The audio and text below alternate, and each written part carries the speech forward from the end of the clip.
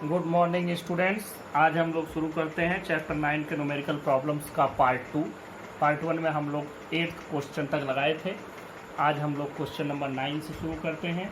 देखो, इस question number 9 में आपसे ये क्वेश्चन दिया जा रहा है कि इसमें एक 1.5 मीटर रेडियस 1.5 सेंटीमीटर रेडियस का वायर है, जिससे कि एक चेयर को लिफ्ट किया गया है, रोका गया है, तो लटकाया गया है। और यह जो वायर है यह मैक्सिमम स्ट्रेस जो बियर कर सकता है, यह मैक्सिमम स्ट्रेस है 10 to the power 8 newton per metre square. This maximum stress can be beared by the given wire. Now you have to find out what maximum load can be applied to this wire। इस पर maximum load कितना apply किया जा सकता है, ये आपका question है। तो अब हम लोग इस क्वेश्चन को सॉल्व करते हैं। देखिए, क्वेश्चन इजी है, कोई डिफ़िकल्ट क्वेश्चन नहीं है और बहुत इजी क्वेश्चन है। देखो, इसमें क्या है, हमको क्या मालूम है, हम जानते हैं stress is equal to force by area. Force को हम लोग क्या लिख सकते हैं, लोड डिवाइडेड बाय एरिया। ये आपने पढ़ा है। आप यहीं पर मैक्सिमम स्ट्रेस कर दीजिए, तो यहाँ पर क्या हो जाएगा, मैक्सिमम लोड हो जाएगा। अब तो बस साफ हो गई बात। आपको पता क्या करना है, मैक्सिमम लोड। तो maximum load is equal to हो जाएगा मैक्सिमम स्ट्रेस इनटू एरिया। तो अब मैक्सिमम लोड को आप कैलकुलेट कर लें। देखो, मैक्सिमम स्ट्रेस 10 पावर 8 और एरिया क्या हो जाएगी, पाई आर स्क्वायर। तो पाई आर स्क्वायर पाई की जगह डायरेक्ट 3.14 रखते हैं। 3.14 आर स्क्वायर मतलब 1.5 इंटू 10 पावर -2, क्योंकि ये न्यूटन पर मीटर स्क्वायर में रखा तो इसको भी मीटर में बदल दिया, सेंटीमीटर में दिया था। पाई आर स्क्वायर, ये इतना पूरा वैल्यू आपकी हुई। और जब आप इस पूरी वैल्यू को कैलकुलेट करते हैं तो आपको मिलता है 7.065 into 10 to the power 4 newton. ये लोड है, load will be calculated in newton. ये हो गया आपका। अब now we move to the question number 10। अगले क्वेश्चन पर चलते हैं, क्वेश्चन नंबर 10। इस क्वेश्चन में देखो, इसमें कहा जा रहा है कि एक 15 kg का एक कोई हमारे पास रिजिड बार है। इस बार को हमने एक रिजिड सपोर्ट से हैंग किया है, लटकाया हुआ है, और इसको 3 तारों के सहारे लटकाया गया है। इसमें जो वायर किनारे पर लगे हुए हैं वो कॉपर के हैं, मिडिल वाला वायर आयरन का है। सभी वायर का लेंथ 2 मीटर है। और आपको इसमें पता करना है कि अगर सब पर टेंशन सेम हो तो उनके डायमीटर का रेशियो बताओ। मतलब कॉपर वाले का डायमीटर डिवाइडेड बाय आयरन वाले का डायमीटर आपको बताना है। तो यंग्स मॉडुलस इन दोनों का दिया है, आपके एनसीईआरटी बुक में नहीं दिया है, लेकिन ये जब भी क्वेश्चन आपसे पुटअप होगा तो ये इन दोनों का यंग्स मॉडुलस भी दिया रहेगा। It is not suppose that you have remembered it, आपको याद नहीं करना है। तो देखो, हम लोग यंग्स मॉडुलस मालूम है, ये मालूम है, और मान लो कि जो इसमें इलांगेशन आता है, अब जैसे टेंशन सब में सेम आ रही है तो यहाँ पर इलांगेशन भी एक जैसा ही आएगा, तो हम लोग इलांगेशन भी सेम मान लेते हैं। अगर आप इलांगेशन सेम नहीं मानेंगे तो क्या दिक्कत आएगी, जैसे कोई कह सकता है कि ये तो कॉपर का है, उसी टेंशन पर इसमें इलांगेशन ज़्यादा हो सकता है। लेकिन एक चीज़ यहाँ दिया गया है कि तीनों वायर पर टेंशन सेम है। अगर किसी का इलांगेशन ज़्यादा हो गया, इलांगेशन मतलब कि जो लेंथ में इंक्रीमेंट होगा, मान लो इसमें इसका लेंथ ज़्यादा बढ़ गया तो ये तो थोड़ा सा इधर नीचे की ओर खिसक जाएगा, लटक जाएगा, तो फिर इस पर जो टेंशन था अब वो डिस्टर्ब हो गया। इसलिए अगर टेंशन तीनों वायर में सेम रखना है तो तीनों वायर में जो इनकी लंबाई में इंक्रीमेंट आएगा, जो इलांगेशन होगा, that must also be same. तो हमको क्या चीज़ इसमें सेम मिली, सेम मिला सबका लेंथ, सब पर टेंशन। टेंशन का मतलब आप क्या समझेंगे, जो फोर्स अप्लाई किया गया। और तीसरी चीज़ मिली कि सब में इलांगेशन से। तो अब हम बात करते हैं, सूत्र खाली बनाते हैं कि क्या हमको यहाँ क्लू मिलना चाहिए जिससे हम, तो यंग्स मॉडुलस से हमारा यहाँ फाइनल होगा Young's modulus of elasticity is equal to, देखो एफ बाई ए, तो एफ को हम एम जी लिख सकते हैं, एम जी बाई सॉरी ये ए होता है, ए को हम लिख सकते हैं पाई आर स्क्वायर, ये हो गया F by A divided by delta L by L, stress by strain आपका बन गया। अब इसमें देखो जो चीज़ें जहाँ हैं वहाँ ले जाओ, ये एम जी इंटू यल हो जाएगा, एम जी यल ऊपर चला जाएगा और ये हो जाएगा पाई आर स्क्वायर डेल्टा यल।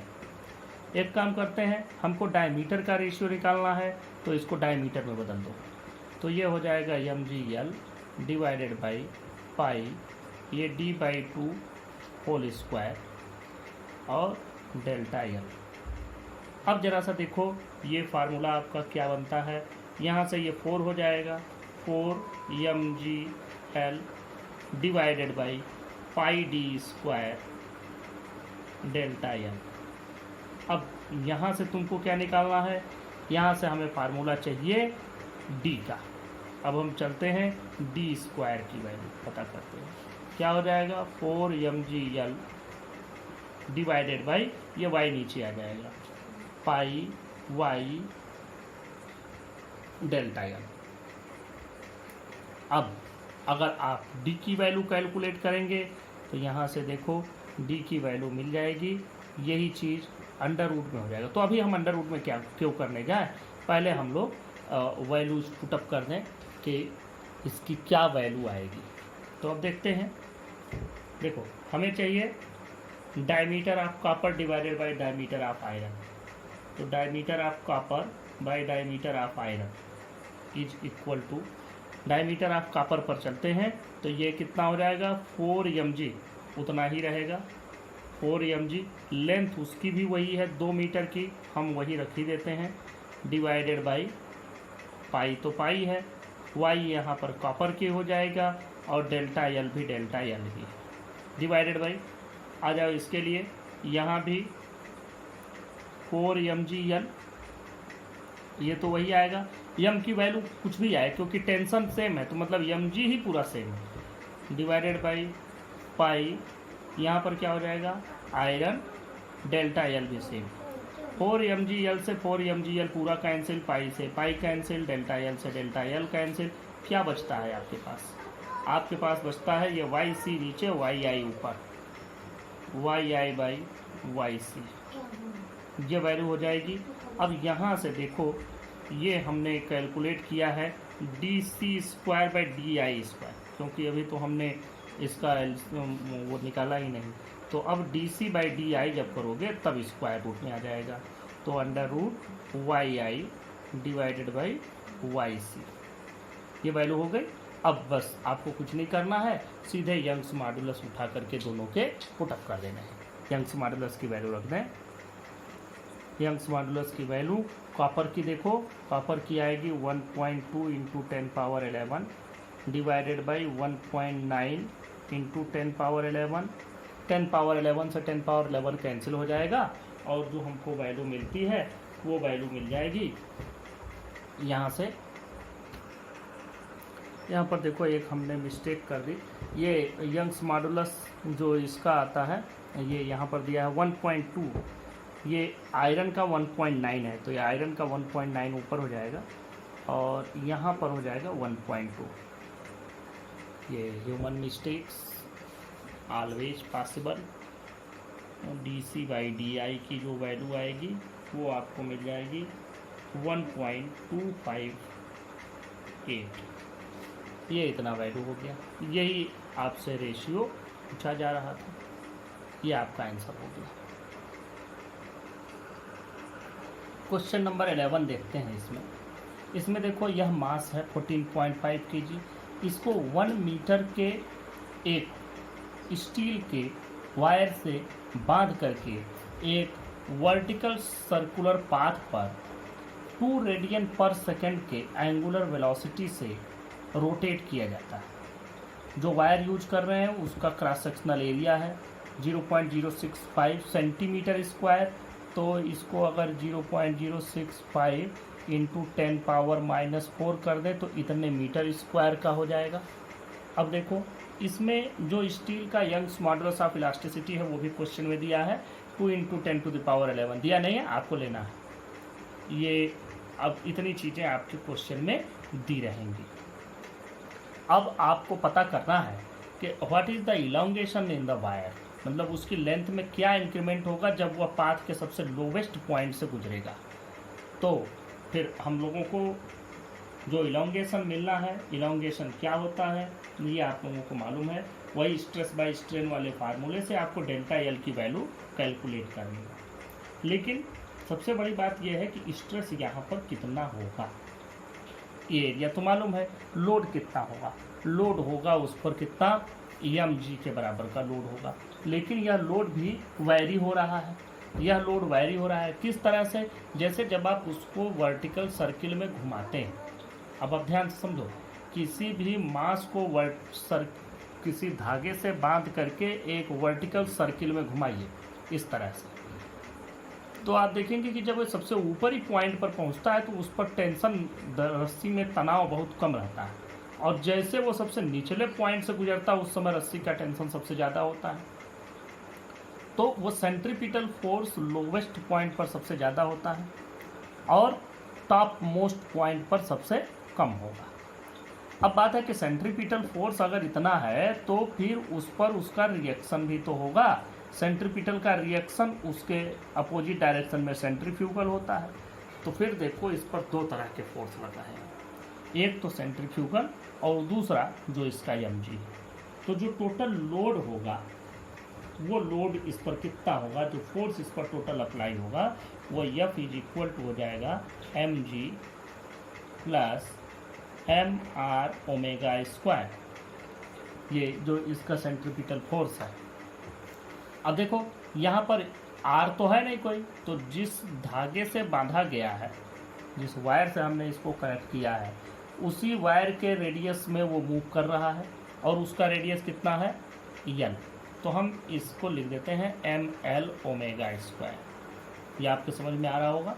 ये दोनों वैल्यू आप रख दें, जैसे दोनों वैल्यू रखोगे m कॉमन भी ले सकते हो, g की वैल्यू 9.8 प्लस l की वैल्यू 1, ओमेगा की वैल्यू 2 रेडियन पर सेकेंड स्क्वायर।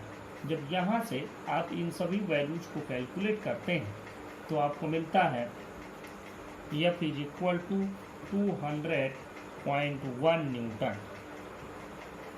यह वैल्यू आपको मिलती है। m की वैल्यू 14.5 रख देंगे और इसकी वैल्यू हो जाएगी 4 और ये इसमें ऐड हो जाएगा, तो ये वैल्यू आपको मिलेगी। अब देखो जब आपको इतनी वैल्यू मिल गई है तो आपको कैलकुलेट क्या करना है, आपको कैलकुलेट करना है इलोंगेशन मतलब डेल्टा एल। तो y की वैल्यू क्या होती है, स्ट्रेस बाई स्ट्रेन। स्ट्रेस क्या है F/A, ये कितना है डेल्टा L/L। इसको लिख सकते हैं FL/A डेल्टा एल। यहाँ से आपको कैलकुलेट क्या करना है डेल्टा एल। डेल्टा एल की वैल्यू FL/A × y। अब डेल्टा एल कैलकुलेट कर लो, F की जगह लिख दो 200.1, L की जगह आप लिखेंगे 1 metre, divided by cross sectional area आपको दिया है 0.065 × 10⁻⁴ और यंग्स मॉडुलस की वैल्यू 2 × 10⁻11। जब आप इस चीज़ को पूरा कैलकुलेट करते हैं तो आपको मिलता है 1.539 × 10⁻⁴ मीटर। इतने मीटर की लेंथ इंक्रीज होगी, इतना इंक्रीमेंट उसमें होगा। क्वेश्चन नंबर 12 देखिए, इसमें दिया है यह वॉल्यूम है वाटर का, इतना वाटर है 100.5 लीटर उसका वॉल्यूम है। उस पर जो भी प्रेशर है उस प्रेशर को 100 एटमॉस्फेयर बढ़ा दिया गया। देखो 1 एटमॉस्फेरिक प्रेशर होता है 1.013 × 10⁵ पास्कल के बराबर। तो यह डेल्टा पी को हम लोग ऐसे भी लिख सकते हैं कि 100 × 1.013 × 10⁵ पास्कल, ये इतना। तो जब इतना प्रेशर उस पर बढ़ाया गया तो उसका वॉल्यूम घट करके 100 लीटर हो गया। आपको कैलकुलेट करना है कि what is the bulk modulus of water. Water का बल्क मॉडुलस आपको कैलकुलेट करना है। ध्यान दें, बल्क मॉडुलस का फार्मूला आपको लगा देना है। अब देखो फार्मूला क्या है, बल्क मॉडुलस का फार्मूला यही है, वही एफ बाई ए को हम क्या कहते हैं, delta P divided by strain delta V by V. यहाँ पर आप जो प्रेशर लगाते हैं, जो हाइड्रोलिक स्ट्रेस यहाँ पर यूज किया जाता है, जब सभी डायरेक्शन से हम लोग फोर्स लगाते हैं तो उसी को प्रेशर कहते हैं।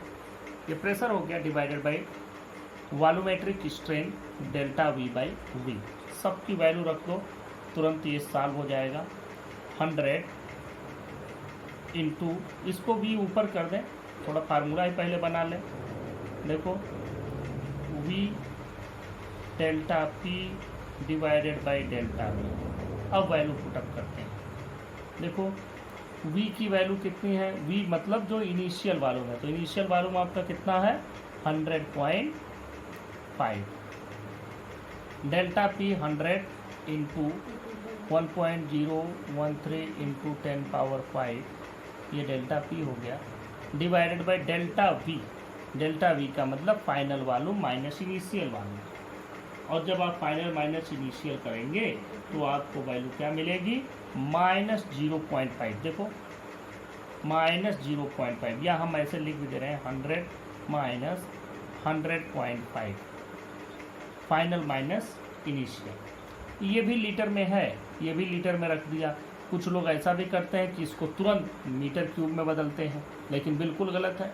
मीटर क्यूब में ये रहे तो हम जब दोनों लीटर में है तो रेशियो ही तो है, चाहे कुछ भी रेशियो रखो। तो यह वैल्यू आपकी हो गई। अब आपको सिर्फ और सिर्फ इसको सॉल्व कर देना है। यहाँ पर एक बात और भी है, यह हमने निगेटिव रखा है और ये पूरा फार्मूला ऑलरेडी निगेटिव होता है, तो जो भी वैल्यू आएगी वो पॉजिटिव आ जाएगी। या तो आप कुछ पॉजिटिव निगेटिव के चक्कर में ही ना पड़े, यहाँ नीचे 0.5 लिख दो, 100 माइनस इसको, या 100.5 माइनस 100, उससे कोई फ़र्क नहीं पड़ना, क्योंकि ये तो कोई वेक्टर क्वांटिटी तो है नहीं कि हमें डायरेक्शन का कोई मतलब हो। या तो माइनस लिख करके ऐसे लिखो या सीधा डायरेक्ट 0.5 लिखो, तो उसमें कंफ्यूज ना हो आप लोग। तो यहाँ पर जो आपको वैल्यू मिलती है, इसको सॉल्व करने के बाद वो वैल्यू मिलती है 2.036 into 10 power 9 pascal. This is your answer. अब देखें क्वेश्चन नंबर 9.13, ये 13th क्वेश्चन है। इसमें आपसे जो क्वेश्चन में दिया गया है वो डेटा समझो। कहा गया है कि डेंसिटी एट द सरफेस, कोई ओशियन है, उस पर कोई समुद्र है, उसके सरफेस पर जो वाटर की डेंसिटी है वह इतनी है। कह रहा है इतने डेप्थ पर चले जाओ जहां पर जो प्रेशर है वह 80 एटमॉस्फेयर हो जाए। अब जो सी लेवल पर प्रेशर होता है वह 1 एटमॉस्फेयर हम लोग कहते हैं। तो अब कितने डेप्थ पर जाना है, जहां प्रेशर हो जाए 80 एटमॉस्फेरिक प्रेशर के बराबर, और उस डेप्थ पर आपको पता करनी है कि what will be the density of water. इसके लिए दिया है कंप्रेसिबिलिटी, ये कंप्रेसिबिलिटी है बल्क मॉडुलस ऑफ इलास्टिसिटी का जस्ट रेसिप्रोकल। तो ये दिया गया है इतना पास्कल इनवर्स। ये एक चीज़ और भी है कि आपके लिए मैंने लिख दिया है कि 1 एटमॉस्फेयर प्रेशर इक्वल टू होता है इतने पास्कल के। यह क्वेश्चन आपको सॉल्व करना है। अब यहाँ पर हम लोग जो फार्मूला यूज करेंगे, बल्क मॉडुलस ऑफ इलास्टिसिटी का फार्मूला लगाएंगे। बल्क मॉडुलस ऑफ इलास्टिसिटी का फार्मूला होता है वही स्ट्रेस बाय स्ट्रेन। स्ट्रेस का मतलब होता है प्रेशर, तो जो भी यहाँ पर प्रेशर आ रहा है, change in pressure divided by minus delta V by V. ये आप लोगों को मैंने बताया भी था कि जब हम प्रेशर बढ़ाते हैं तो वॉल्यूम घटता है, इसलिए ये नेगेटिव के साथ लिखते हैं। यहाँ नेगेटिव पॉजिटिव का कोई मतलब नहीं है, यहाँ आपको सिर्फ और सिर्फ पता करना है कि ये क्या होगा। अब देखो यहाँ से तुमको पता क्या करना है, ये देखो डेंसिटी पता करनी है। तो इसमें डेंसिटी किस चीज़ में इंक्लूड होगा, वॉल्यूम में। Volume can be written as mass by density. तो इसको हम अलग कर लेते हैं, delta V by V is equal to क्या बनेगा, डेल्टा पी डिवाइडेड बाई के। अब देखो 1/k की वैल्यू क्या होती है, कंप्रेसिबिलिटी के बराबर। तो ये इसको हम लोग लिख सकते हैं डेल्टा पी इंटू सिग्मा। अब चूंकि यहाँ पर हमने रो इसका सिंबल ले लिया था, इसलिए इसको इससे रिप्रेजेंट किया है। रिप्रेजेंटेशन किसी भी चीज़ से हो या डायरेक्ट सीधे कंप्रेसिबिलिटी लिखिए, कोई दिक्कत नहीं है। यह इतनी वैल्यू मिल जाने के बाद अब चलो हम लोग डेल्टा वी बाई बी की वैल्यू फिर से कैलकुलेट करते हैं। डेल्टा वी का मतलब क्या हुआ, डेल्टा वी को अगर हम मास बाय वॉल्यूम, देखो यहाँ पर एक फार्मूला देख लो, मास इज इक्वल टू होता है वॉल्यूम इनटू डेंसिटी। तो यहाँ एक चीज समझो कि वॉल्यूम को क्या लिख सकते हैं, मास बाय डेंसिटी। अब ये डेल्टा वी है, डेल्टा वी का मतलब चेंज इन वॉल्यूम। तो चेंज इन वॉल्यूम कितना हुआ, ये वैल्यू आपको यहाँ पर लिखनी है। तो हम चेंज इन वॉल्यूम को देखो कैसे लिखते हैं। पहले तो हम इसको लिख सकते हैं मास बाय डेंसिटी। तो डेंसिटी में भी चेंज आ रहा है प्रेशर के साथ, तो हम लोग इसको देखो ऐसे लिखते हैं। पहले हम लोग इसको चेंज करते हैं डेल्टा वी को। डेल्टा वी का मतलब क्या हो गया, वी माइनस वी डैश। अब यहाँ हम लोग वॉल्यूम को लिख सकते हैं, इस वॉल्यूम को देखो हम ऐसे लिख सकते हैं initial volume minus final volume, क्योंकि लास्ट वाला वॉल्यूम कम हो रहा है, घट रहा है, प्रेशर नीचे पड़ रहा है। तो हम इस डेल्टा वी को लिख सकते हैं, पहले ऐसे लिखो delta V by V equal to delta P into sigma.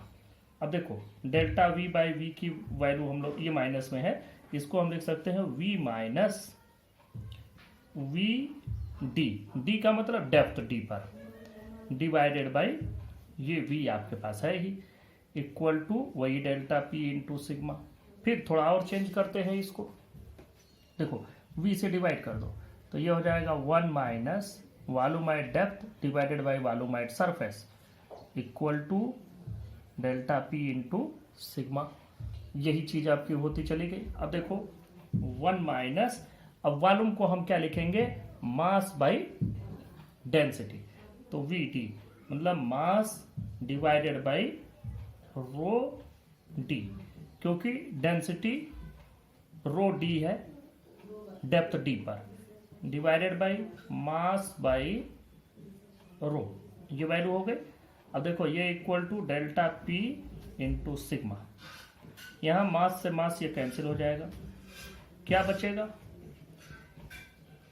देखो मास तो चेंज नहीं हो रहा है, वही अमाउंट ऑफ वाटर है जो सरफेस पर था, तो उसका वॉल्यूम कुछ ज्यादा था, सरफेस से नीचे चला गया जहां प्रेशर बहुत ज्यादा है, तो वहां पर क्या हो गया, वॉल्यूम थोड़ा कॉन्ट्रैक्ट हो जाएगा, वॉल्यूम कम हो जाएगा, रिड्यूस हो जाएगा, तो वह उससे डेंसिटी चेंज हो जाएगी। मास वही रहा, वॉल्यूम कम हो गया तो डेंसिटी चेंज हो जाएगी। क्या होगी, अगर वॉल्यूम कम हो रहा है तो डेंसिटी बढ़ेगी। तो अब हम लोग कैलकुलेट करते हैं 1 minus rho divided by density at depth D equal to delta P into sigma. आपको क्या करना है, आपको करना है रो डी की वैल्यू पता करनी है। तो हम लोग फार्मूला पहले बनाएंगे, एकदम लास्ट में सारा वैल्यू पुटअप करेंगे। तो हम लोग पहले क्या करते हैं, देखो इसको लेकर के आते हैं, अगर यहाँ से हम इसको इधर कर दें, ध्यान दें, हम अगर यहाँ से थोड़ा सा चेंज करते हैं, इसको इधर ले जाते हैं, तो ये हो जाएगा 1 minus delta P into sigma equal to rho by rho at depth D. अब यहाँ से देखो यह तुमको पता करना है, तो यह इधर ले जाओ, तो rho at depth D equal to rho divided by 1 minus delta P into sigma. अब देखो क्या वैल्यू आपको दी गई है, अब सारी वैल्यू आपको पुटअप कर देनी है। देखो रो की वैल्यू, इसको आप रो यस माने हैं, रो यस माने हमने रो ही लिख दिया हर जगह, तो आप इसको रो ही रहने दें। ये समझ लो this is the density at surface, ये समझ लेना अपने से, तो समझने के लिए ही सिंबल्स बने हुए हैं। तो अब हम लोग क्या करते हैं, यहाँ से रो की वैल्यू रखते हैं 1.03 into 10 power 3 divided by 1 minus delta P की वैल्यू देखो, नीचे है प्रेशर 80 और ऊपर था प्रेशर 1, तो 80 माइनस 1 79, तो ये हो जाएगा 80 माइनस 1 इंटू, ये इतना एटमॉस्फेयर होगा, 1 एटमॉस्फेयर को पास्कल में मतलब 1.013 इंटू 10 पावर 5 पास्कल, ये हो गया, और इंटू ये सिग्मा की वैल्यू 45.8 इंटू 10 पावर माइनस 11, यह इतनी वैल्यू आपकी टोटल हुई। अब इसी को आपको सॉल्व करना है। फिजिक्स आपका यहाँ तक ही कंप्लीट हो गया, बाकी अब मैथमेटिकल कैलकुलेशंस बच गए।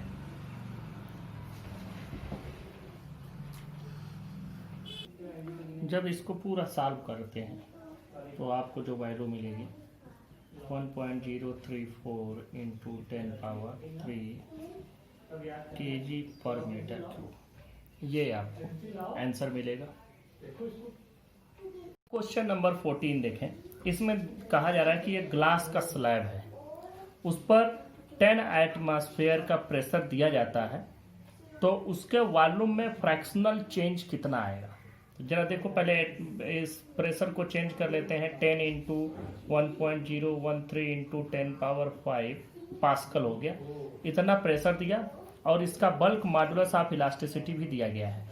तो आपसे फ्रैक्शनल चेंज पूछा जा रहा है। फ्रैक्शनल चेंज का मतलब क्या हो गया, चेंज डिवाइडेड बाय ओरिजिनल, मतलब आपसे पूछा जा रहा है डेल्टा वी बाई वी की वैल्यू। अब इसको सॉल्व कर लेते, बहुत आसान क्वेश्चन है ये। देखो, बल्क मॉडुलस ऑफ इलास्टिसिटी क्या होता है, पी डिवाइडेड बाई वही जो फार्मूला आप लोग पढ़ते हैं, minus delta V divided by V. आपको यहाँ से पता क्या करना है, डेल्टा वी बाई वी। तो delta V by V equal to क्या हो जाएगा, पी बाई के।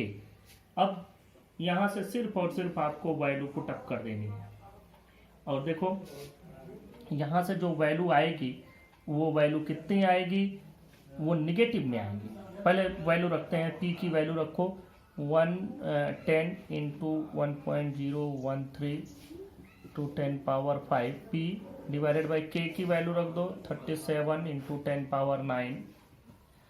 अब यहाँ से आपको मिल गया डेल्टा वी बाई वी की वैल्यू। तो हम डेल्टा वी बाई वी जब रखते हैं, इसको सॉल्व करने पर जो हमको मिलता है वो मिलता है 2.74 इंटू 10 पावर -5। इसमें देखो, यह यहाँ का नेगेटिव साइन हम यहाँ रख देते हैं, और ये नेगेटिव साइन क्या इंडिकेट करता है, negative sign indicating that the volume is decreasing when the pressure is increases, मतलब वॉल्यूम कम हो रहा है। तो आप लिख भी सकते हैं, negative sign indicates that volume is decreasing on increasing the pressure, and this is the answer of this question. Next question है 9.15। इस क्वेश्चन में जरा सा ध्यान दो। आपको दिया गया है एक कॉपर का क्यूब है जिसकी साइड है 10 सेंटीमीटर की, इस पर इतना प्रेशर दिया गया, तो पूछा जा रहा है उसके वॉल्यूम में कॉन्ट्रैक्शन कितना होगा। फ्रैक्शनल नहीं, सिर्फ वॉल्यूम का कॉन्ट्रैक्शन आपसे पूछा जा रहा है। मतलब आपसे पूछा जा रहा है कि what will be the value of delta V. V की वैल्यू आप इससे कैलकुलेट कर सकते हैं, length into breadth into height, इससे आपको मिल जाएगा। तो अब हम इसको सॉल्व करते हैं। फार्मूला हमारा वही है, K is equal to P by minus delta V divided by V. अब यहाँ से आपको minus delta V by V की वैल्यू मिल जाएगी पी बाई के। अब देखो, यहाँ से आपको पता करना है डेल्टा वी की वैल्यू। तो जो डेल्टा वी की वैल्यू आएगी, देखें क्या हो जाएगा, minus delta V is equal to V into pressure by bulk modulus. तो अब वॉल्यूम क्या हो जाएगा, देखो होता है साइड पर क्यूब, साइड का क्यूब होता है वॉल्यूम। तो साइड है 10 सेंटीमीटर, मतलब 10 इंटू 10 पावर -2, इसका होल क्यूब, ये इतना वॉल्यूम हो गया। प्रेशर देखो हो जाएगा 7 इंटू 10 पावर 6 पास्कल का प्रेशर हो गया, डिवाइडेड बाई के की वैल्यू देख लें 1.40 इंटू 10 पावर 11, ये इसकी वैल्यू हो गई। जब ये सभी वैल्यूज को आप रखते हैं तो आपको मिलता है minus delta V is equal to minus minus नहीं, इधर तो वो प्लस ही वैल्यू आएगी। ये वैल्यू या डायरेक्ट लिखो डेल्टा वी इक्वल टू, हम यहाँ माइनस लगा सकते हैं, यहाँ से माइनस हटाया तो यहाँ लगा दिया। ये वैल्यू आपको मिलेगी, देखो यहाँ से हमको मिलेगा 5 इंटू 10 पावर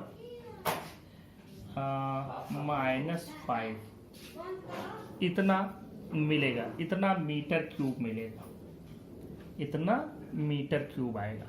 अब इसको आप चाहे तो सेंटीमीटर क्यूब में बदल सकते हैं। सेंटीमीटर क्यूब में बदलने के लिए आपको इसमें 10 इंटू 10 इंटू 10 से डिवाइड कर मल्टीप्लाई कर देना है।